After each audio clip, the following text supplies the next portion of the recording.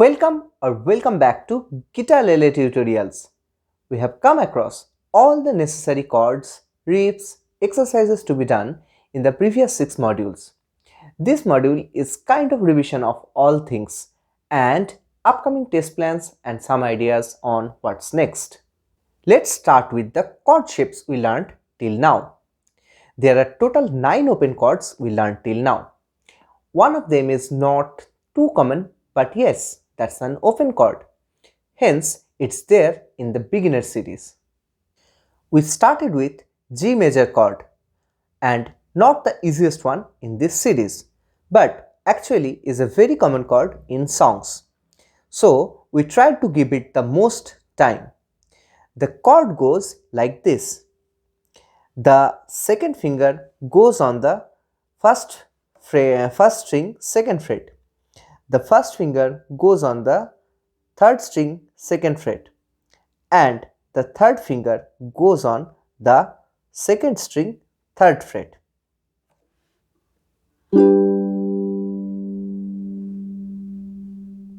Remember, we are not going to play the thickest two strings in this chord.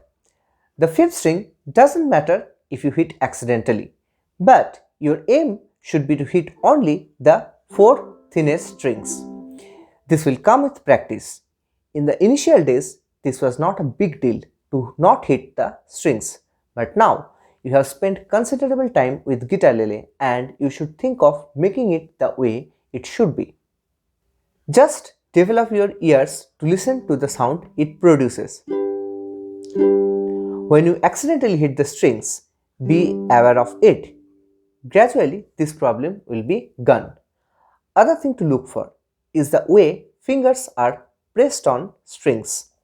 Always press the strings with the tip of your finger. The finger should be curved and not laying back on the strings and should be as close to fretwear as possible. The next chord we learned is the D chord. For the D chord, we are pressing the second fret of third string with the first finger, and it's not exactly onto the next to the fretwear, but a little higher. The reason is that the other two fingers are also going to join on the second fret. The second finger goes on the fourth string of second fret and the third finger goes on the second string on the second fret.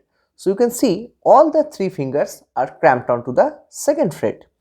That's why this first finger is just a little higher than back on the fret to accommodate the other two fingers on the second fret, right? This one is particularly a little difficult as all the three fingers are cramped into one fret and you have to avoid the thickest string. Although if you play the thickest string, it's not gonna be bad. Actually, the low A note is in the chord. However, D chord sound better without the thickest string. During downstrum, you should start with the most numbered string in the chord. Like for G chord, start with the fourth string. For D chord, start with the fifth string. During upstrum, you are anyways playing the thinnest 3 or 4 strings. So, should not be much problem during an upstrum. Once again, all those will come with practice. So, keep practicing until you feel confident. In our initial days of learning, we are forgiving because we had a lot of things to deal with. But at this stage, you should try to game up things a little and aspire to make things as good as possible. Try to maintain the tempo, feel the beats, strum with the beats, hit the correct notes, etc. A common problem with D chord is not ringing the thinnest string properly. That's because the third finger touching the thinnest string. So check out for things like this and correct things up.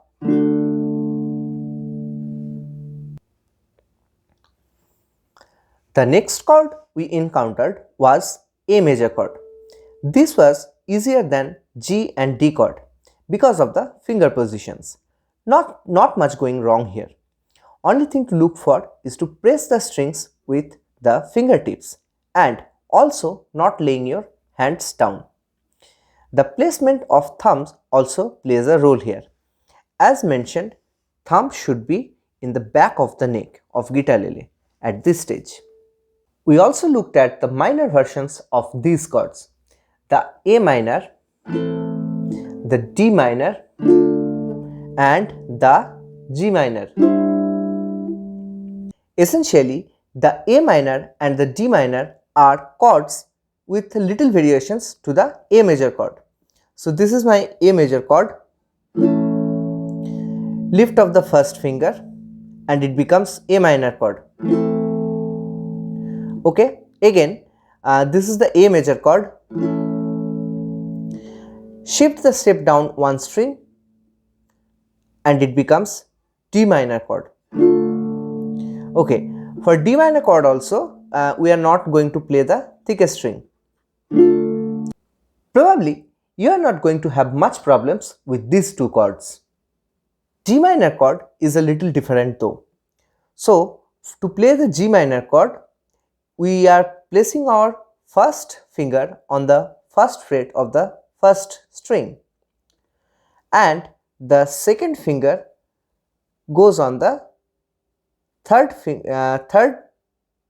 string second fret and the third finger goes on the second string third fret.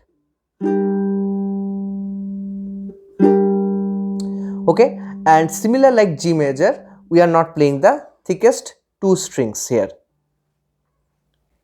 It requires some stretch on your fingers to keep them parallel to fretboard. That's where the finger yoga plays a role to develop the flexibility. That leads us to the F major chord. To play the F major chord, your third finger is going to the third fret of fifth string. The second finger goes on the second fret of fourth string and the first finger goes on the first fret of the second string. Okay, so it's really difficult if you want to play it like a square like this. Okay, so it's always better to maintain an angle. Okay, the other thing is that it's try to touch the thickest string with the tip of your third finger, so that will mute this string because we don't want to play this string for F major chord. There is no harm in playing it, but yeah, again it's better to not play that string. Okay, so if my finger is touching this string, so the top string goes muted, and even if you strum it, you won't hear that. Okay, the other thing is that the very important thing here is that your fingers should not lay down on the strings, especially this third finger. So if it does, so what happens is that the open first string is not ringing properly and it gets muted. Okay, this happens for the if the fingers are laying flat. Okay, and other problems like this third string not ringing, the first string not ringing, I mean the fourth string not ringing. Okay, try to look for those things as well. The next chord is C major. You should not have much problem with this one, and I also have shown you 3 different versions of it. So I'm reiterating once again. So this is the traditional version. Okay, so your second finger going to the third fret of the thickest string, your first finger going on the second fret of the fifth string, and your third finger is on the third fret of the first string.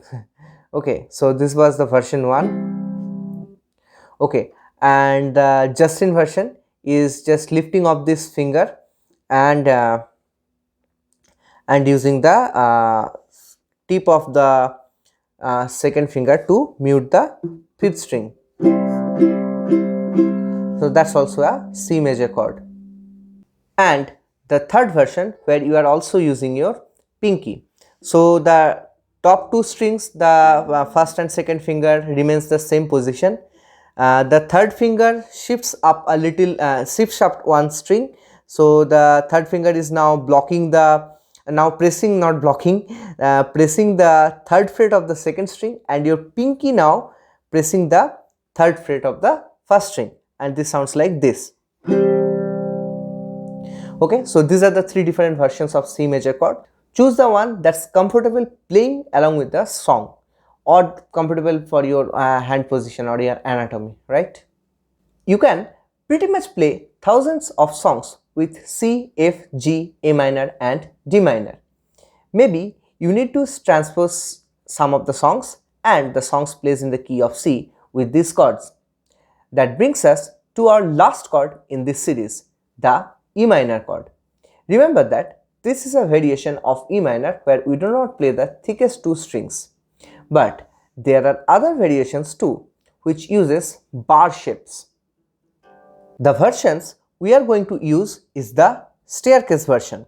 So in that what we are doing is our first finger goes on pressing the second fret of the first string, the second finger pressing the third fret of the second string, and the third finger pressing the third fret of the fourth fret of the third string. You can make an angle or you can play square. I feel it comfortable with a angle, and this chord sounds like this. Okay, and there is also another version where the second finger is not getting played. Again, like the song requirement or your anatomy, choose whichever is feeling comfortable for you. So this is one version and this is the another version. Okay, I mean the sound difference is pretty little, so choose whichever you like. E minor is a chord that makes use of the finger yoga we perform. Hopefully you perform the yoga in your every practice session. This is just a good habit to build and avoid hand injuries. Time to time, take a look at the practice routine and manipulate it as needed. If you feel any chord to be too easy for you and you are playing that chord perfectly nearly all the time, remove it from the chord checklist. If something is still sloppy, practice it for some more time. Personalize the routine to your needs. If this channel helped you learn something on your musicianship and you are not subscribed yet, please subscribe to the channel. We are coming to the end of this beginner course, and in future I will be back with many more lessons on stuffs that will take you from a beginner level to next level. Let me know in the comments if you faced any issues on this beginner course. I'll try my best to solve the problem.